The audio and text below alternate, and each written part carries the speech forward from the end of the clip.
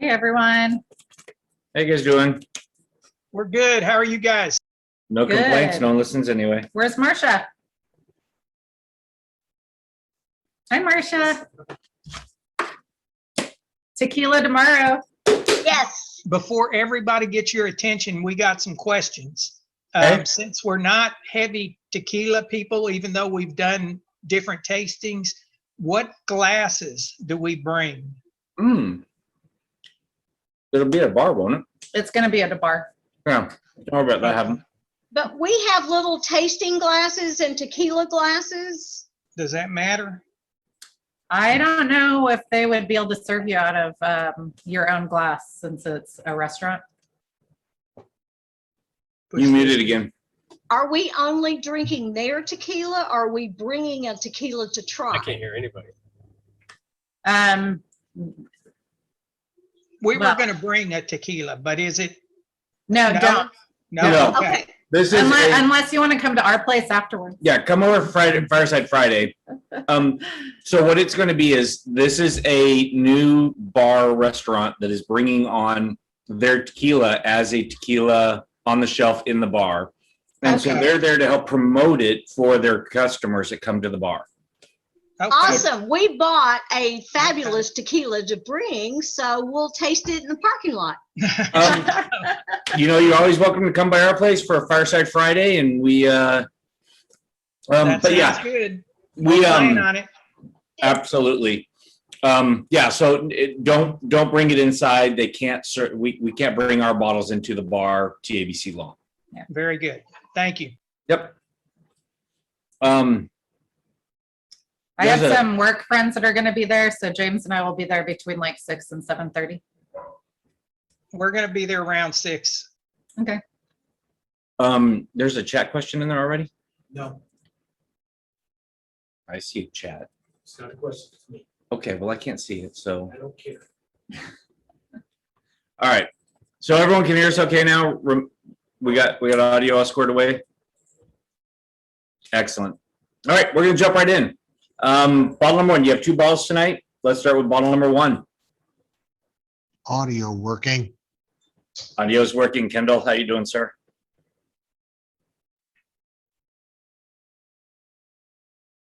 Video's not working, Kendall, but that's okay. So again, we start off with color.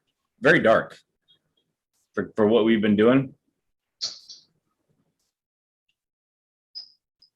I think we're going to stump everybody this week. What are you guys picking up on the nose? Nothing? Root beer for some reason. Root beer. I've never heard root beer used in a tasting, but now you say it, I smell. I pick it up now. I do get that. All right, I'm gonna taste.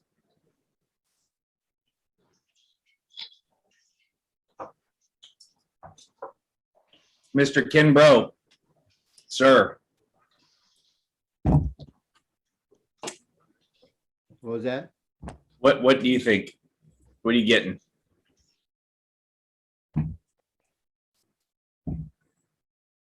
I'm getting corn and wheat, but I'm not picking up any rye. Which one do we start with? 1 or 2? 1. We're on 1. Okay. Sorry, I was still at my whiskers and whiskey before. That's okay. We know how much you like the little kitty cats. I'm getting a little bit. How did that end, Michael? Because I cut out early. I waited and I found out that I really missed out on the Dusk and Dawn because they're already out of it at the distillery. Yeah. That Kenny, was- what were you Huh? saying, Kenny? What were you saying? I'm either picking up either caramel or butterscotch. Okay. Michael Killian, Finished in a wine barrel? was it in a wine barrel? No. Nope. It's got some fruity. That's sweet. It's sweet for sure. So I'm hearing a lot of sweetness and a lot of fruity flavors and root beer. Have you ever had this one before? What do you think, Michael? Smooth. Do you like? I like. Sam, I see you shaking your head. Yeah. What about the boys? But would we, Good. would we be wrong in saying acetic acid? No, it's your taste buds. It's never wrong.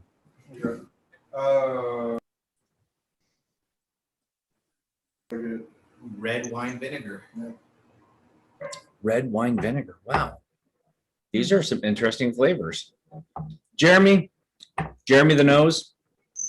Yeah, root beer. I mean, that was the nose. What about on your palate? What are you getting on the palate? To go along with the root beer, a little bit of corn. There's a bit of a spice at the end. It's not a spice from like a heat. I don't think it's overproofed or anything of that nature on a spice. There's probably a hint of rye. I was getting almost like a little bit of a barley, but not a lot of malted barley. So it could be a lot heavier on the corn. What about char? Are you picking up any of the wood notes or any of the? There's a good amount of oak char in there. Could that be masking some of the flavors? And it not being finished anywhere else. So I figured the oak would be there. Definitely some wood. And I think instead of root beer, it's more of a cream soda. Yeah, it's not as intense I as would a root agree with beer. Kendall, What's up? how you doing, sir? I'm better. Better. This is good. I'm getting definitely since the fruit. I wanted to say pear, but and I'm picking it up on the back of my tongue and the roof of my mouth, which you explained that to me before. I don't remember what the back of the tongue is. Rye. Getting rye. That peppery But bite. it's very sippable and delicious. You guys ready to be introduced, or do we want to sip on this and then jump over to the second bottle? Bruce already chugged his. Put a straw in that thing. Oh, okay. I'm interested to hear others taste on that second bottle. I got something instantly on that second bottle. I was like, what is, it was, no, first two. All right, let's jump to the second bottle. I'm good with that. Let me finish mine first one real quick. You know, on the first one, my first nose of it was kind of like beer, like hoppy. And then it's super like, I don't want to say ethanol-y, but kind of has that bite to it.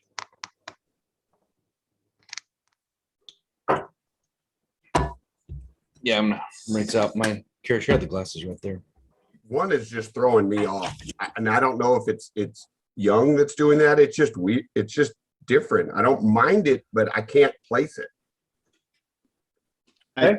I think I know I helped you bottle these, and I don't remember.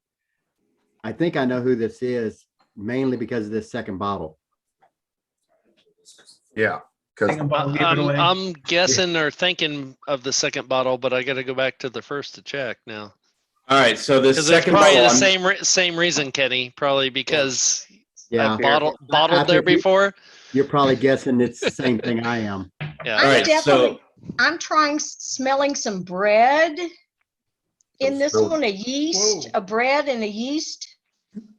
a nut. That first nose is a bit of a doozy. yeah, what do you get on that, Jeremy? It was just straight ethanol. That first hit was just, That nose to me, it was like añejo tequila. I was like, whoa. yeah. That's a good one. Has anyone tasted it yet? Yes. I kind of get tequila type hints, flavor with it a little. It's maybe even got a mezcal taste because there's a little smoky. Yeah. That's what I was curious about. This is like, it kind of tastes like a cross between a bourbon and a tequila. And I'm gonna go with it. Might have been one I was drinking at the Whiskey and Whiskers earlier.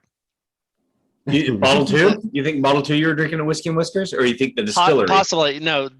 No, bottle two and distillery possibly. That's what I'm going with. The Pecan Rum. Yeah, that's what I'm thinking. Yeah, that's what I was. All right, so you guys are thinking this is pecan rum, so you think it's But Pretty this- Texas. But, Yeah. but Straight to number one Texas. doesn't taste like a malt. The first Okay. one's a 24. well, let me introduce our distiller and our distillery. You guys ready? Yeah. It is Spirit of Texas. Absolutely. And we have joining us, Shaun. Shaun is joining us in the studio. Who is it? Shaun, Spirit of Texas. Hello, hello. Yay, I knew it. But you couldn't pick it up on the single malt, on the whiskey. Well, I was just coming off the first one. I'll blame the other 4 I've had for the last hour. Karis can back me up on this. The rye 100. So let's I'm gonna have Shaun go ahead and tell us about the first bottle we were tasting. All right, so the first bottle you tried was our single malt whiskey. It is a little different than traditional single malts. It's a Texas single malt rather than an American single malt. It is a malt whiskey that has got a touch of rye in it. I heard rye come across a couple of times, and some people said they didn't get any rye, but it does have rye. There's absolutely no corn. It's malted barley with a touch of rye, and it is aged for 2 years. So it's a young product, but we age it on American oak, char number 4, and we age it in new oak barrels, 30-gallon barrels, so that we get a little bit more surface area. And so it definitely has a deep, dark color to it. We age it at 120 proof, and then we cut it down to 92 proof when we bottle it. So the whiskey was basically the inspiration behind the distillery. Back in 2008, when I started on the business plan, the whiskey was really what we were setting out to do. And we wanted to be one of the first whiskeys on the market. Well, starting a business with business partners is very, very difficult, as I'm sure some people may know. So some of my bumps along the way included getting rid of business partners. And I was finally able to focus on the whiskey around 2012. And we started our first batch in 2014 and released our first bottles in 2016. And then kind of moving on into the rum. The rum is really what started our distillery up and going. Instead of starting with a vodka product like most distillers will do nowadays, we decided to start with a rum base, and we thought what other better way than to make it Texas than put Texas pecans in it. So we got the Pecan Street Rum up and going, and it's aged on American oak with Texas pecans in the barrel. It's only about 6 months aged, so it's a very, very young product as well. But nonetheless, I was able to create a product that we could use as a revenue generator and help us as we kind of get the products going so that we can sit on the barrels of whiskey. Did you send them one of those? We did not. Okay. No. So We'll talk about it. yeah. So I'm sorry, the rum was bottle 2? Yes. Yes. yeah, no, the Yes. rum was bottle 1, right? No, the No. rum was bottled. Oh, too. bottle 2. Sorry. Oh, yeah. Yes. So the rum is bottle 2. I heard a lot of people mention tequila, añejo. I've not heard of our Pecan Street Rum actually tasting like tequila, but it doesn't surprise me because our silver rum, which is the base product of it, we actually advertise it as a tequila kind of flavor. And many, many people agree that it does have kind of a tequila-esque kind of taste to it. Both of them mix really, really well with cocktails. We've got over 30 cocktails on our menu at the distillery if you've not been out there. And I mean, between the oak and the pecans on the Pecan Street Rum, it's got kind of 2 totally different flavor profiles, depending on what you're mixing it with. If you like kind of more of the bourbonish flavor, if you mix it with like a Sprite, a 7-Up, or a ginger ale, it brings out that oakiness and really has excuse me, more of a bourbon kind of feel to it. Whereas if you mix it with like a traditional rum and Coke or my favorite's Dr. Pepper, you don't taste as much of the oak and you get this creamy, nutty pecan flavor that it starts bringing across the pecans. So we really do have a lot of different recipes that we incorporate with the Pecan Street Rum. It's been on the market since 2010. We're available in all the major stores throughout Texas. We've recently started working with the distributor in 4 other states that all of these 3 products are available in now. Nebraska, New Hampshire, Illinois, and North Dakota. And so those are the latest 4 that we're working with, getting it outside of Texas. But a little bit furthermore on the rum. So we use a high food grade molasses. It's a molasses that's basically the same type that's used in like food grade cereal base. It's not a black strap. It's not a bottom of the barrel molasses. It's a top quality, top shelf molasses. We ferment it out 2 weeks and then we distill it and age it, like I said, for 6 months. And then our straight silver, which is the base product, we brought it out about a year later. We had some people asking for a silver rum, so we decided to bottle it up. We call it straight because it's just straight out of the still. We run it through a charcoal filter and then put it in the bottle. We could literally bottle up the rum the same day that we distill it. And it's got more of a even sweeter nose to it. A lot of butterscotch notes to it. But it does come across kind of like a tequila. They're both very, very smooth. The silver with just a little bit of ice and a tonic is very, very good.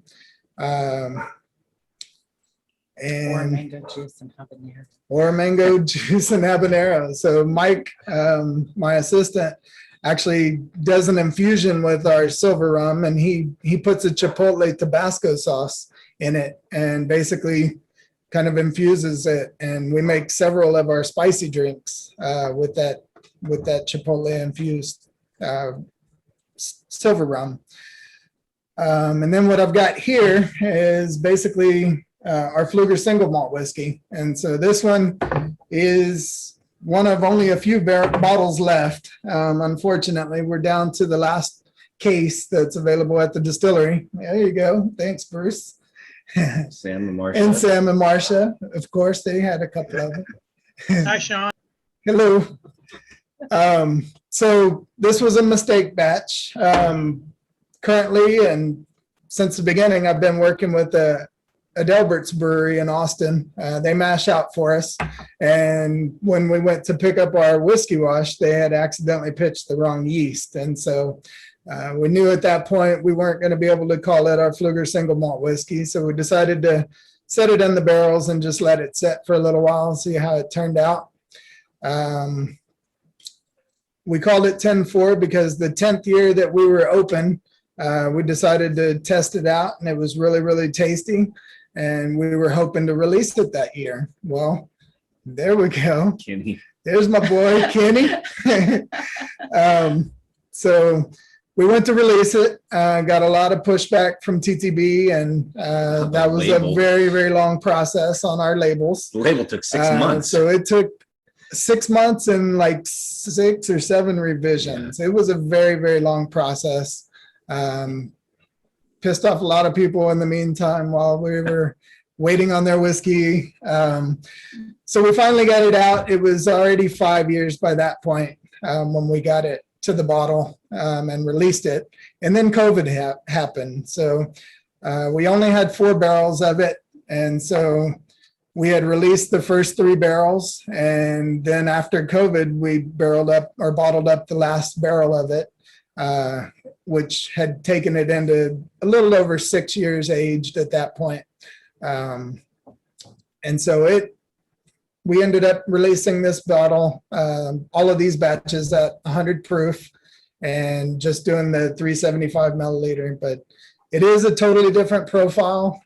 Definitely the 5-year and the 6-year, you can tell a difference with the mellowness of how it's kind of helped in the aging. It's definitely a lot less pungent, I guess, or strong on the throat going down when it's at 100 proof. But I would say both of the whiskeys are very smooth, and I hear that from a lot of people. We have won the last couple of years at the Texas Whiskey Festival for the best malt whiskey. We did not win this year, unfortunately, but I'm perfectly happy with that. There's a lot of good Texas whiskeys out there now, and I'm really, really glad to be a big part of it. So it's you had mentioned you guys, I mean, you're 10 years, over 10 years old now. Yeah, You we're guys 12 years 299, 12 years old. yeah. So you have one of the earliest DSPs in the state. Yeah, we were the 11th distillery in Texas back in 2009, and there's over 150 DSPs now. So, Yeah, it's incredible to think that you guys are still around through all of that. Yeah. One of the things that the Probst Guild, we did our first distillery tour with Shaun and Mike over at the distillery. And at that tour, they actually pulled out the 10-4 and had some for us to sample before it was even known what it was going to be. And we all pre-purchased. We all basically said, shut up and take my money and we'll buy it. We didn't ask what the price was, just we're doing it. You guys need to go get those last bottles. I'll tell you, this is absolutely fantastic. It's something, as you saw, Kenny, Bruce, Michael Givens, I can go on. Several of you guys all have bottles of this stuff. You guys can attest to how good it is. If you haven't had it yet and you don't have a bottle, go get it. One of the things I love about it, though, is the glass cork. Oh, yeah. That actually, I noticed that. I hadn't opened mine till just now. So you really, there's Michael Givens holding up his. Yep. So you guys have done 4 right now, but recently, within let's say the past year or so, you kind of changed what you're doing and you added something else. So we added a brewery. We do have a brewery now. It's a very small brewery, so we're only brewing enough for in-house. So that's why we're still working with the Delberts to mash out for us, because we're doing 1,200 gallon batches with them. We've got a 3.5 barrel system and a 7 barrel fermenter and bright tank, so we can do 7 to 14 barrels. Now, why beer? On the runs. Did you start with beer? Well, I started with beer. I was home brewing before I kind of even got into this venture. Myself and 2 other partners at Samsung, where I work full time, were home brewing, and we kind of kicked around the idea of starting a brewery. And really, back in 2008, when we were putting the pen to the paper and coming up with the business plan, we looked at how much other competition was already out there in the breweries and the amount of capital investment it was going to take to get us up and going, and really just said it's way more than what we wanted to jump into. And then we started talking about Texas whiskey. There's no whiskey out there in Texas, and that we would like to kind of start a whiskey distillery. So we went and joined the American Distilling Institute in California and went and toured several distilleries. Myself, I'm an electrical engineer. One of my partners was a chemie and the other one was a mechanical engineer. And so we kind of all had an idea of a little bit of the business part, right? And so we went and toured the distilleries and went to the seminars, and we said, we can do this. We can put together some of our own equipment and kind of get this thing up and going. Well, we didn't think about the millions of dollars of marketing that it takes to run a distillery. And so hence the fact that it's 12 years, I still got a full-time job, and I'm a sole proprietor at this point. So yeah, I mean, we've kind of decided that we were going to get back into the brewing eventually. And then lo and behold, after my partners were gone, we expanded the distillery. We built out a tasting room. We put in a live music venue, and people started calling saying, "Hey, I want to come out and see a show, but I want to drink beer. I don't drink whiskey, and I don't want to drink hard liquor all night." So I said, "Well, you can't bring in beer in, but we're going to look into brewing over here because I would like to get back into that." Well, that was a whole nother ordeal with TTB and dealing with trying to get DSP and a brewer's permit in the same facility is very difficult in case nobody has ever done that.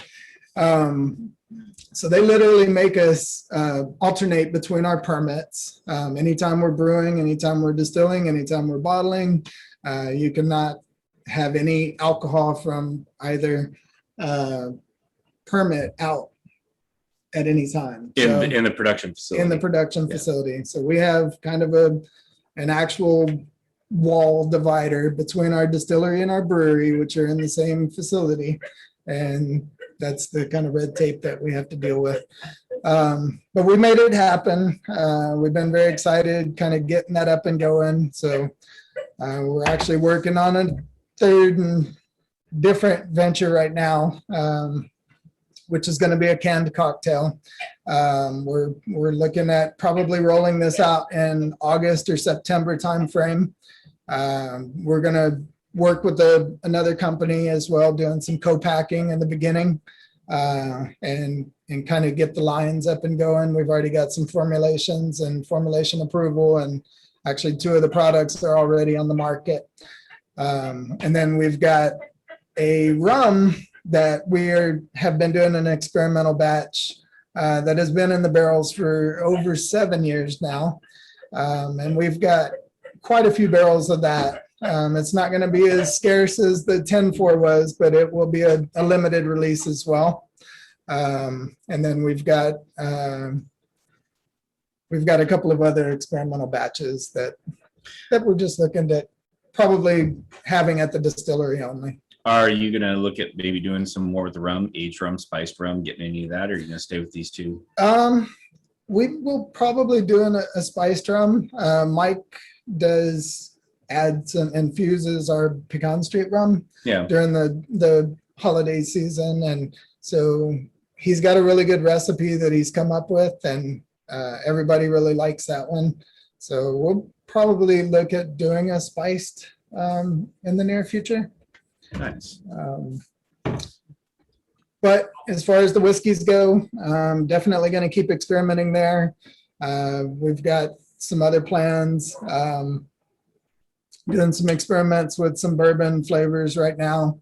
And bourbon flavors or bourbon flavored rum or bourbon whiskey? Bourbon meaning, or bourbon flavor meaning different varietals of bourbon. So different grain bills and so a high rye, a wheat. Exactly. Nice. Yeah. If speaking of beer, if any of y'all ever get a chance and you go up to the distillery, ask Michael to fix you a vanilla porter with all the drugs. All the drugs. Yeah, he'll know exactly what you're talking about. That is an amazing drink. Yeah, it's great.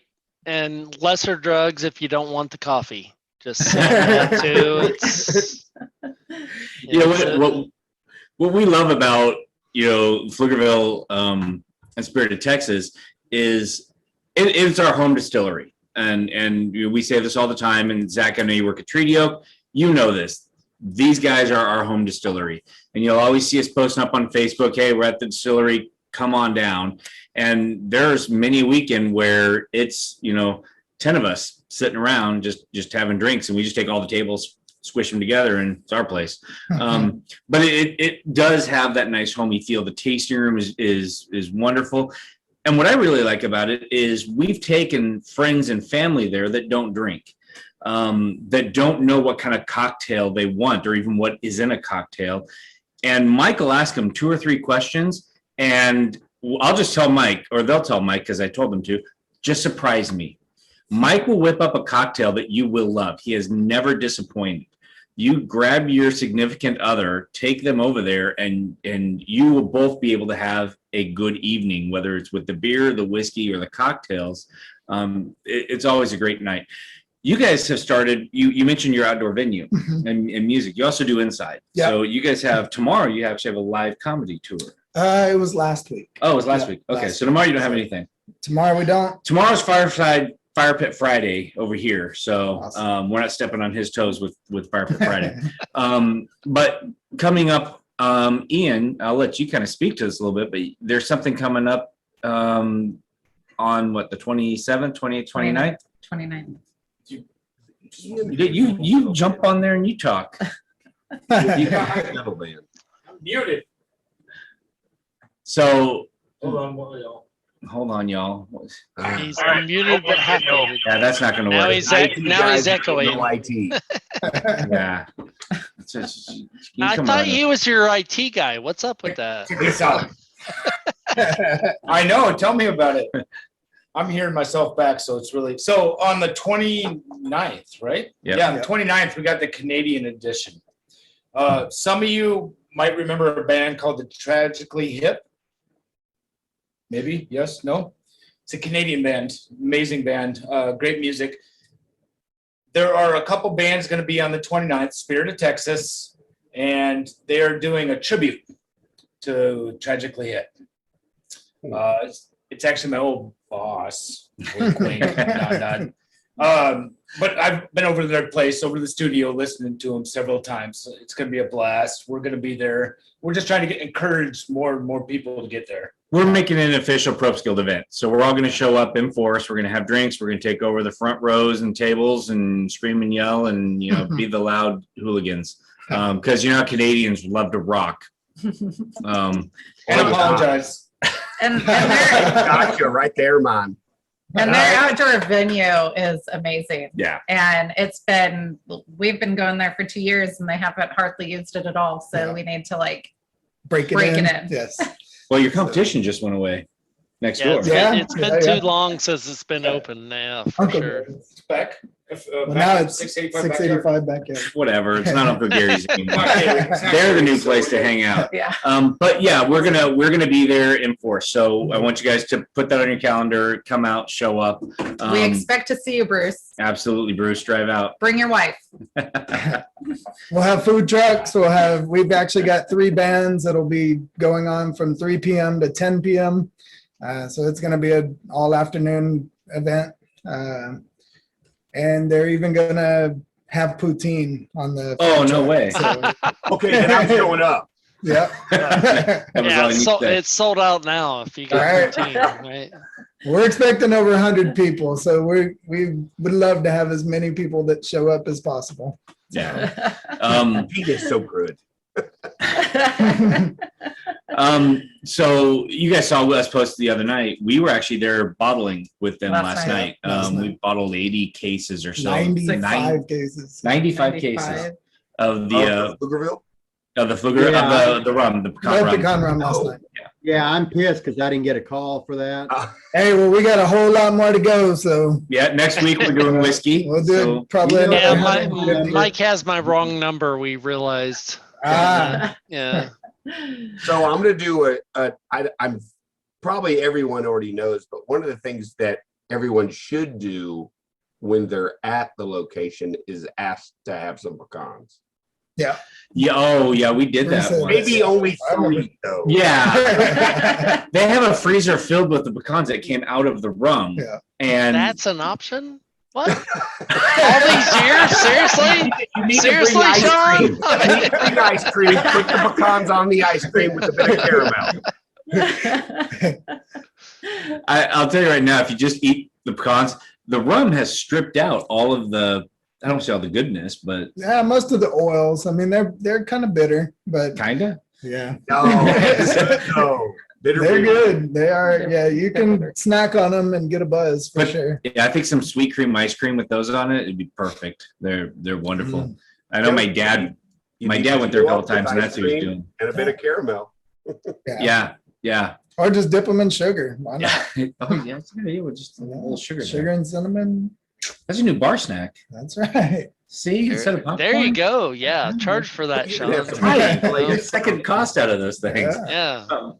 So you guys are really local, and for those guys who know Pflugerville area, the 130 frontage road, Dalshank Road, it's right basically by where the little El Taquito and the Chevron station. There's a little industrial park back behind there. They're just tucked right back behind that. So it's local for most of us, unlike Bruce and you know, Ramon. It's a little bit of a drive for you, my friend, but I think it's still worth coming out. Kendall, you know, that's one of those before work, lunchtime, after work type things, I think. Oh wait, Mike Baker's on here. I didn't say that out loud. So you've told us about where you're going. You told us about where you're coming from. What is your, I guess I would say, inspiration? Why did you decide to go with a single malt instead of jumping into the bourbons and the bandwagon? Yeah, mainly just because, I don't know, I've always been kind of more of a Scotch style drinker myself. I was not huge on smoke peat and the smokiness flavor, so I wanted to try to put a twist on it, and hence the Texas single malt instead of doing the Scotch style. But I don't know, I've always liked the barley flavor more than corn. Not that I don't like bourbon. I mean, I definitely like bourbon, and there's some really good Texas bourbons out nowadays. But yeah, Barley is king. Barley is king.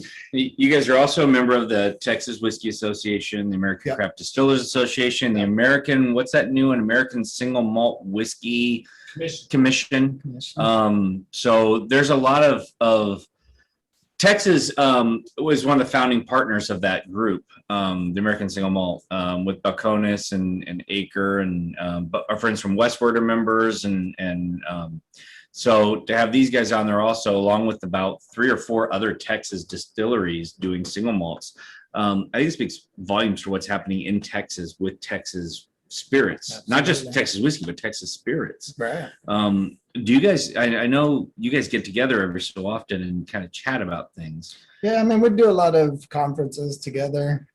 So anytime we have that opportunity, we spend all day chatting. And so, I mean, it's always a good time. The owners are, I mean, everybody just really is in it to help each other. Yeah, I was gonna say to support each other. Yeah. It's not it's very unique because we've talked to some of the Kentucky and Tennessee distilleries, and there's a lot of competition and bitter rivalry going on there that goes back, generations, 100 years. In Texas, it just doesn't seem to exist. There were 2 that seem to have this, little feud. And about who was the first. Yeah, who was the first. Yeah. But that's really kind of been, settled and whatever. That was all in the past, big deal. But everyone does lift each other up. And a lot of that is what's happening with the grains, and being a member of the Texas Whiskey Association and Texas Whiskey Trail with the single malt. That is a Texas grain to glass product. With the rums, we've been talking to guys at One Shot, and Treaty Oak's got a rum, and there's a couple other out there doing. Acres got a rum. Are you looking at Texas molasses, Texas sugars? And I guess part 2 of that question is with the rum, is it sugar cane? Is it sugar beet? What is your sugar base? We use a molasses. Molasses. It's a sugar cane that's been refined. But I mean, most of all the molasses is coming out of kind of Sugarland area and then gets sent off. Ours, for instance, goes all the way up into Ohio.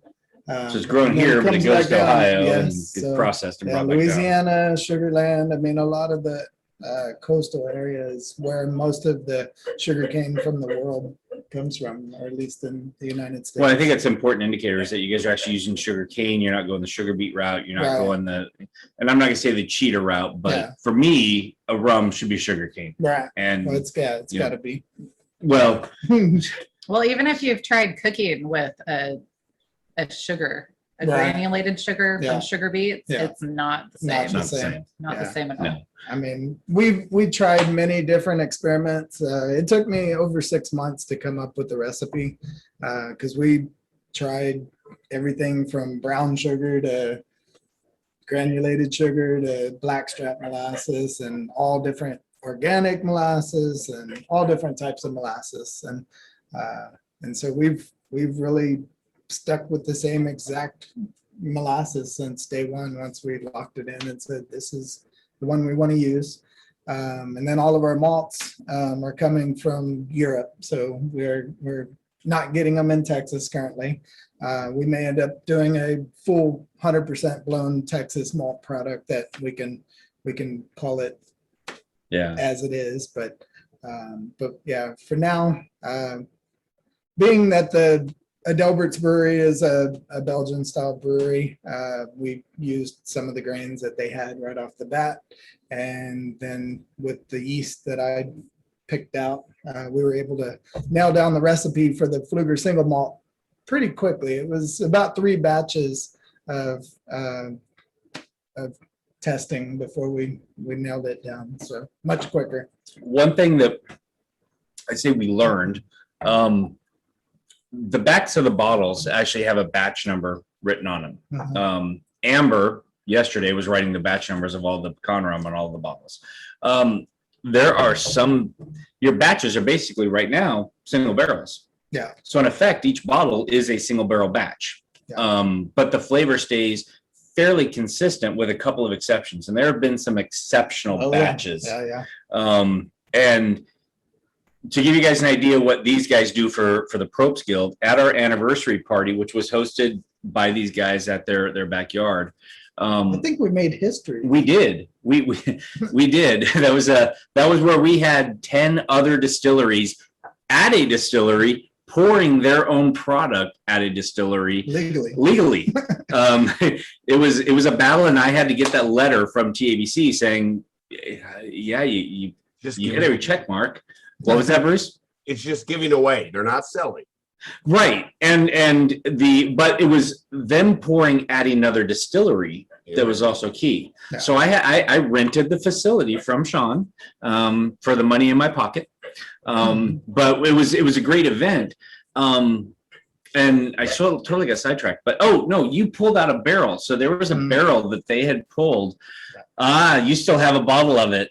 Michael Givens has got a bottle of it. Yeah, look how much is in there still. That's a nice pour still. Just start drinking. You can see how much darker that is as well. But this was one of those bottles that they pulled out, they poured for us, and it was amazing. And it was available. Kenny still has his bottle. There's a couple of you guys around this. So reason why I bring that up is, as we're working with them and as we go through, trying all these different things, there's going to be some barrels that come out that we're just going to be, oh my gosh, this batch, look for this batch number. And it's going to be a collector type deal, much like what happened with 10-4. And I may be stashing some bottles away for a rainy day. Maybe. So So I want to know if you're going to start barrel aging, like doing specialty barrels of your single malt. Specialty meaning like aged in port. Everybody else is doing wine aged or Right. port aged or doing barrel swaps with Yeah. breweries. Well, it's very possible. I am currently doing a collaboration with a winery also. We are going to start making some beer for them. They just want it for their tasting room. So we're just going to be doing a very small, they want 30, 40 kegs of beer. And so I've already talked to him about potentially doing a brandy and also potentially getting some of his used barrels. So Is it a local winery? it is. They are out by Fredericksburg, but not in Fredericksburg. Oh. That narrows it down. Okay. Bruce, and then Mike. So Bruce, you had a question or comment? Are we going to try to replicate the happy accident of 10-4?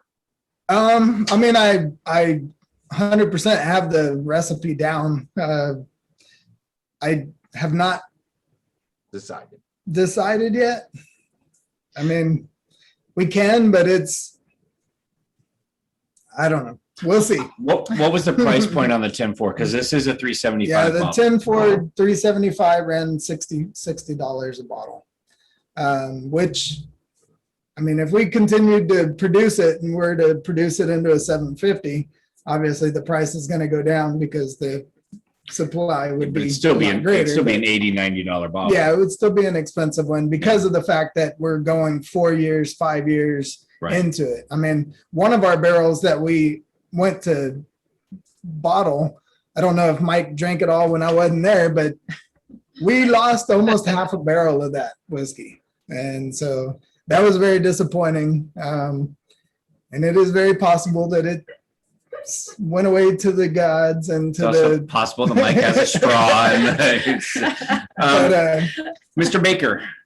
Yeah, about 10-4 also. Yeah, I'm sorry if I missed it earlier. So is that a single barrel bourbon? What I didn't. It's a single barrel malt whiskey. Malt whiskey. Okay. Yeah. Gotcha. It was a different yeast strain than what they had used on their standard stuff. Yeah. And so they decided to do an experiment, left it in the barrel a little bit longer. We tried it at 2 years, 2.5 years. Yeah. And then it stayed in just a little longer. So 10 is for the 10th anniversary of the distillery. 4 is 4 years in the barrel. However, because there were 4 barrels, by the time TABC let him put labels on it, and I remember TTB. I remember sitting with you when we were looking at the labels and how many iterations that I had to go through, and it And the pushed. silliness that it was. It was ridiculous. Font size and font style and the color of the font, and stupid stuff. And it wasn't like they're going to critique every single thing and give them one list of it all. It was like, well, you got to change this. Okay, he changed that and then came back and went, oh, now you got to change this. Why didn't you tell me that last time? 6 times worth this, and it cost money each time. So by the time it hit the bottle, it's over 10 or 4 years. And now the stuff we're getting today is 5 years and a little bit longer for that. My bottle was bottled basically February of 20 is when this one was bottled. So it's one of the first batches. Bottle 69, by the way. Nice. Hey, I'm on 2230. I had bottle 21, but that one went fairly quickly. Yeah. So as you guys can tell, our favorite distillery, we love Mike, we love Shaun, we love what they're doing, and we love their product. You guys always hear me say, you're going to hear me say it, my favorite bottle. This is my go-to. When I'm sitting around the house and I'm just wanting to drink for, several drinks, I'm picking this up. When I go to the distillery, I'm getting a double neat and I'm getting a beer. And I'll sit there and double neat with a beer. Sam, you purchased one of those for me. I mean, that's my go-to every time we're there. Karis, it's the Mango Volcano Mango or Volcano. the Tiki Torch. The Tiki Torch. And the Tiki Torch is an off-menu drink. Yes. Yes. Just ask Mike for it. secret drink. Yep. There's off-menu secret recipes. So we're going to be doing a lot And more. I with like Purple Haze. Purple Haze. Yes. Purple Haze, listening to Jimi Hendrix. Yes. Kenny's got bottle 77. Mike's showing his age with the names of his drinks. I didn't. Oh, Ramon's talking to someone else. He's still out there driving. Bothered My me dog that he got was in the car talking and about drinking while I could see he was driving. No, he's sitting in the truck with the air conditioning running, drinking, so that it doesn't. Yeah, it's air During the conditioning, and he doesn't have to worry about the kids in power the house. Yeah. Come on. Yeah. Come on. It's an awesome backdrop, though. I like that. So, any other questions? I mean, this was really our first rum we've gone through for this event series, and we will be doing a lot more with rums. This is just one that we've always appreciated and liked. You do need to try the Dr. Pepper with this. And what do? You do like just a shot of the rum and the Dr. Pepper? Yep. Yeah. I mean, I do half and half, but that's how I like. Start there and end there, and That's all right. Can't ever go wrong. But it also, I mean, even cooking with, right? It makes really good rum cakes, makes good marinades. We've won several barbecue cook-off competitions where I've donated some of the Pecan Street Rum to some of the cook-offs, and they've marinated some of their ribs in it. They've made barbecue sauce, and so thought about that. Yeah, I didn't think about that either. it goes good. And You remember that bottle from last night? yeah. Any questions, guys? Comments? Love it? Hate it? Surprised it didn't have corn in it? You're like quiet. We embarrassed you. I think the more you I really taste, like the the more it single opened up. I got more barley the second time around than I did the first. So Sure. got root beer. It was still there. Who else was talking there? There's someone else had a comment. I was just saying that I enjoy the single malt. I'm embarrassed that I haven't actually gone to this distillery, considering it's like 15 minutes from my house or something like that. So I'm going to make Dad go with me too. Awesome. I expect to see you, Michael. Like 6 times. Yeah, I expect to see you guys there, especially on the 29th for the little band playing thing.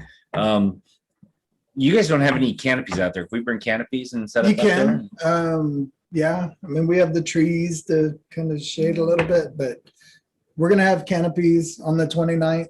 And then next weekend, we also have a band playing from 7 to 10. Who's that going to be? That's The Fungus the or Love Handles. Love Handles. Yes. Love Handles are great. You guys got to come see the Love Handles. Good band. So he's constantly posting up on our page the events and when they're happening and stuff. So keep an eye out for those. And yeah, we're coming up to the end of the hour here. We can switch over to happy hour now if you'd like to, and stop the recording and have some fun. Ian, that means stop the recording. Waiting for your confirmation.